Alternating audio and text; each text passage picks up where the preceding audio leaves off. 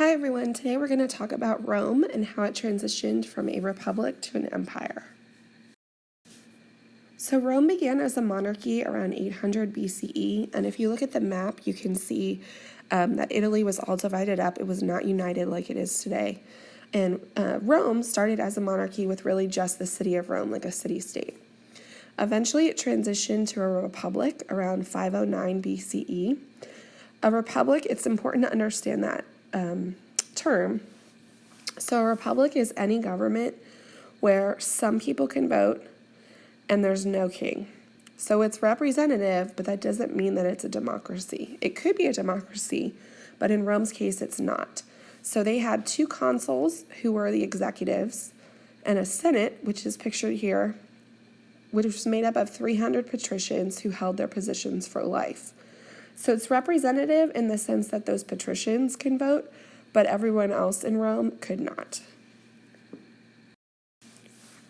Rome was divided into two main social classes. The patricians were the wealthy landowners who dominated the Senate, so that's like the aristocracy.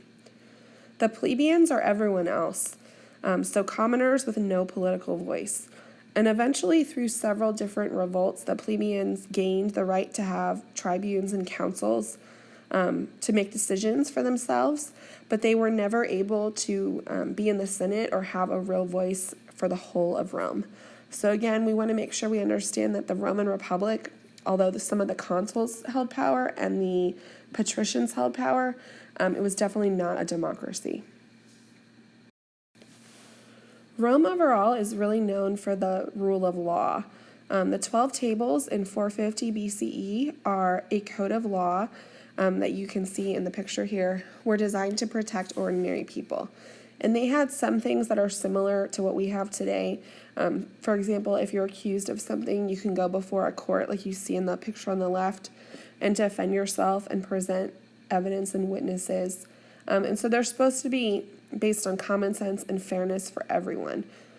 Rome is really known for the rule of law, whereas in China, classical China, they relied on the bureaucracy and the scholar bureaucrats to help keep order. In Rome, they really believed that having a good set of laws would keep order. So Rome started out as that tiny city-state and eventually conquered all of Italy like you see on the map. They built up a large military and decided to go after other people controlling areas of the Mediterranean. The Punic Wars, which are a series of wars that Rome fought against Carthage, are what's pictured on this map. So the dark brown area is the Carthage Empire.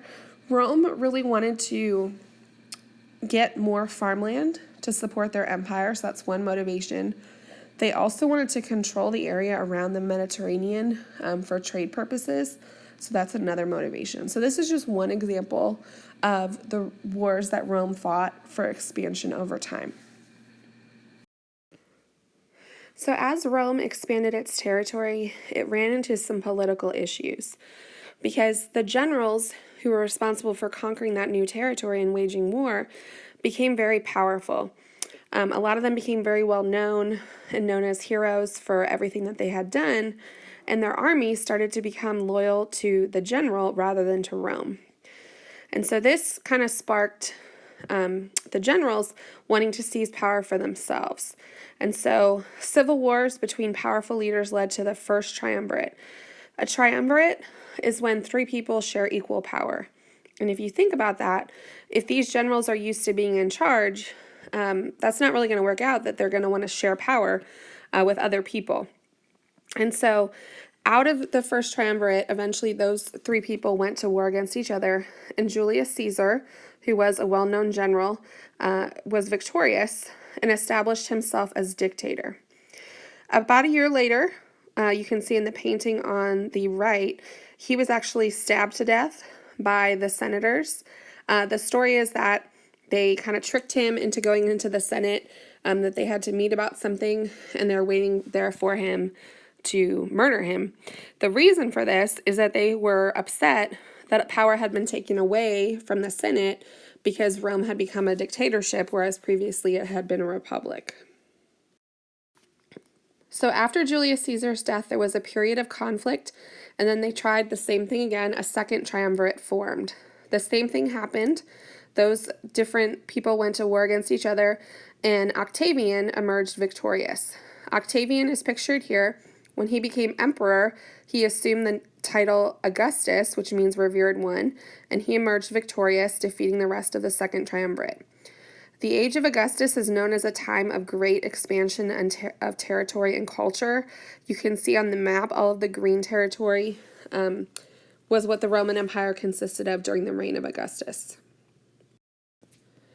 And so this started the Pax Romana, which is a 200-year period of peace and prosperity. A lot of the things that we know the Roman Empire for, like their building projects, like here we see the Colosseum, roads, and wars of expansion, occurred during the Pax Romana.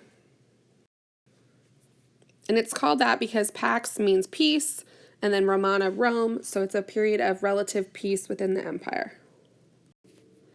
This map shows you the greatest extent of the empire ever, so I want you to take a minute and look at this. You can see Italy. To the east of that, you see Greece.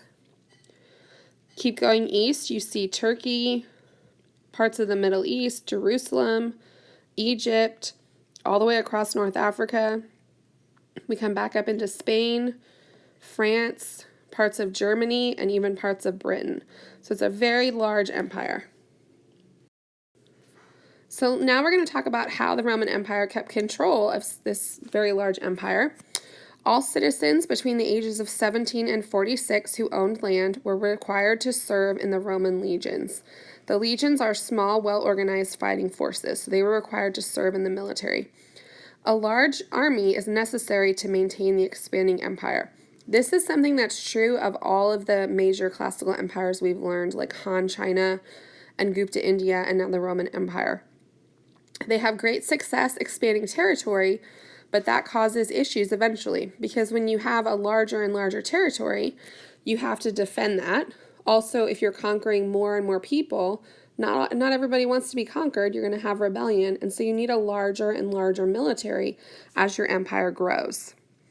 There were also economic changes, so many small farmers sold their land to wealthy patricians who made giant farms. So agriculture became more commercialized. Another really important tool that the Romans used to maintain control is their road system. You can see on the picture on the left, this is a road, Roman road that is still in existence today, about 2,000 years later. On the map on the right, you can see over 50,000 miles of roads were built. So these were used for trade and transportation, but this really helped with defense too, because as the Roman Empire expanded and had more issues that they had to deal with, like rebellions in outer areas and things like that, they needed to be able to move their military plus all their equipment very quickly. And so when you have a good road system where you can have wheeled vehicles travel more easily, that really aided the military to be able to get where it needed to go. So once Rome became an empire, it allowed a lot of local control. So as they conquered all these different groups of people, they generally were tolerant of people's customs and religion. Now there's one caveat to this, is that they required that people practice the Roman religion, but they can add other religions to it. Now the Romans had the same gods as the Greeks, they just made their names into Latin. So they were polytheistic originally, and most of the people that they conquered were polytheistic, and so it wasn't too much of a stretch. So the Romans would say, you're already polytheistic, you just need to also worship our gods, and then we'll let you kind of do what you want. And that worked pretty well. They also depended on their military and laws to keep order in such a large empire. Now, allowing people to keep their religion is a positive in terms of rule, because people are less likely to rebel if you let them kind of keep doing their own thing and they don't feel like everything is changing. So that's a definite tactic and a political choice to do that, to try to maintain order. The picture here represents the one main challenge to that, which we'll talk about on the next slide. So during the classical period, Judaism was centered around Jerusalem, and the Jewish leaders codified their scriptures. And we've talked about that word before. Codified or codification means it became standardized, like this is what Jews believe. The Romans captured Jerusalem in 37 BCE, and Jewish revolts against Roman rule occurred.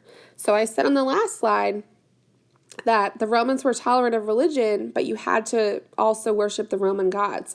Well, the Jews were never going to do this because they're monotheistic. And so they refused to worship the Roman gods, and the Romans didn't like that. And so this eventually caused the diaspora, where Jews fled the Middle East and moved to more hospitable areas, or just areas where there weren't as high a concentration of Jews that kind of drew attention of the Romans. And we're going to talk more about Judaism in class and the history of Judaism, and as well as the different struggles that they encountered throughout their history. So that'll be in class sometime soon. This is a map of the diaspora. So if you look on the bottom right where you see Jerusalem, so that's where Judaism pretty much originated and where the temple was and holy places for Judaism.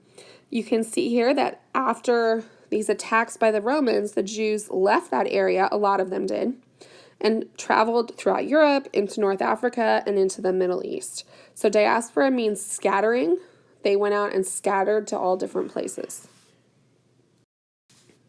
Another way that Rome tried to maintain control was to keep people happy in the cities.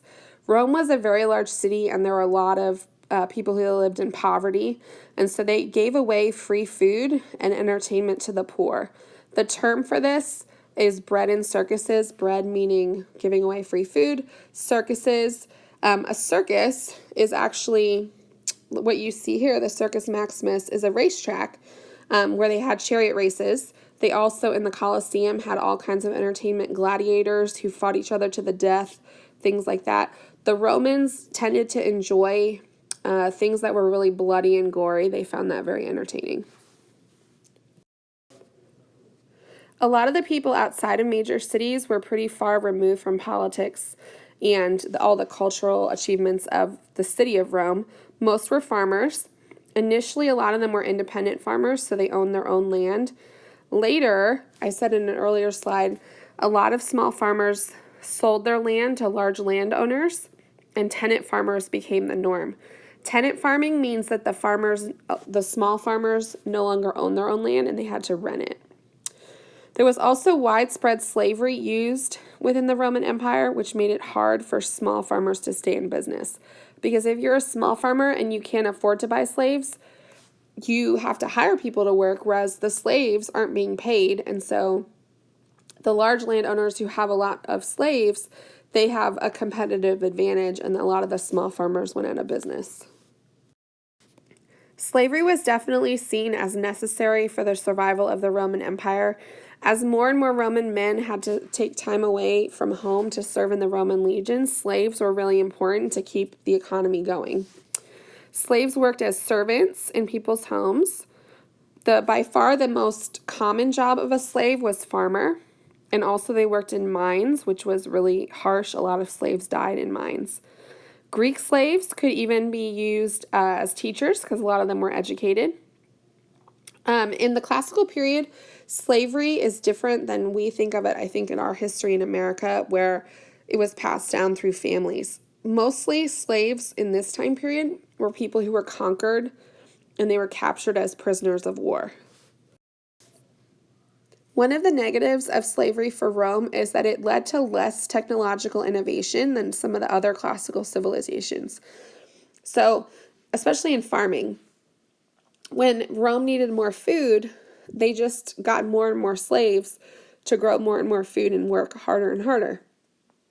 In other civilizations where there was less slavery, when they needed more food, they had an incentive to try to create new technology or new methods to make farming more productive. In Rome, they tended to just add more slaves, and so they didn't feel that it was as necessary to develop new technologies. Like the other civilizations we've studied in the classical period, Rome was also patriarchal. Paterfamilias means domination of the male head of household. So everyone in the family is supposed to looked to the male head of household to make decisions and kind of put their own needs aside for that of the whole family. Women in urban areas sometimes had more influence and sometimes could own property. So in urban areas, it was possible for women to have a little bit more influence and independence, but in general, it's still a patriarchal society. The Romans traded on the Silk Road with India and China, like we've learned before. They really had a strong desire for luxury goods from places like India and China. Silk was extremely popular among the upper class Romans. Roman goods tended to be less desired. Romans didn't produce the same luxury type items that India and China did, so they tended to trade more raw materials or lower end products. The other place Rome traded a lot was on the Mediterranean Sea. So you can see on the map the different trade routes crisscrossing the Mediterranean. Romans sailed as far north as Britain and as far east as the Red Sea. And we know whenever we have trade, we also have cultural diffusion. A good example of this is the stirrup, used for horseback riding, that spread through from Central Asia over to Europe. In terms of culture, the Romans copied a lot of Greek culture. Sculpture, especially initially, copied Greek styles. We talked about how the Greeks really tried to portray the ideal human body. One thing I think a lot of people don't realize, these sculptures that we see today as just plain marble from the Greeks and the Romans probably would have been painted in their time. And so you can see here that famous statue of Augustus and then a replica of it, what it may have looked like in its time. Literature within the Roman Empire focused on mythology and history. And the Latin language is also a really important cultural contribution of the Romans. Latin is still used today, and it was used especially in Europe for a long time after the fall of the Roman Empire. The Romans were not really into experimental science as we think of science today, but they definitely were advanced in science and math because they had a lot of engineering and architectural achievements. Roads, aqueducts, which carried water into the city, which is pictured on the right, arches, domes, and even concrete. This building here that you see, the frontal view and then the aerial view, is the Pantheon in Rome. Pantheon means many gods, and so this was a temple dedicated to the gods of the Romans. Their buildings were more adorned than the Greeks, but you can see they still had similar styles to the Greeks. The Romans practiced the same religion as the Greeks, they just made the names of the gods different. And we will talk about that in class when we study the Greeks, that the gods were often immoral. They definitely weren't, as we think of in a lot of other religions, like an example of what you should be like or that you should follow. And so it was a pretty impersonal religion. The way that you practiced the religion was by giving offerings to the temple, doing different sacrifices or rituals. It didn't necessarily connect people to the gods with a personal relationship. Now, I mentioned earlier that the Romans were tolerant of different religions, but they also demanded that you worship their gods. And so people could practice other religions as long as they also worship the Roman gods. A new religion sprung up in the Roman Empire, which was Christianity. So Christianity began in the Middle East with Jesus of Nazareth. Christians saw Jesus as the Son of God, called the Messiah.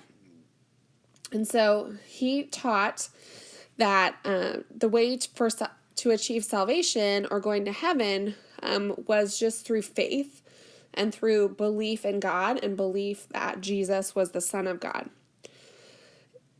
He also taught a more personal relationship with God, so people were encouraged to pray to God and have a relationship with God versus just like giving money to a temple like the Romans did with their gods.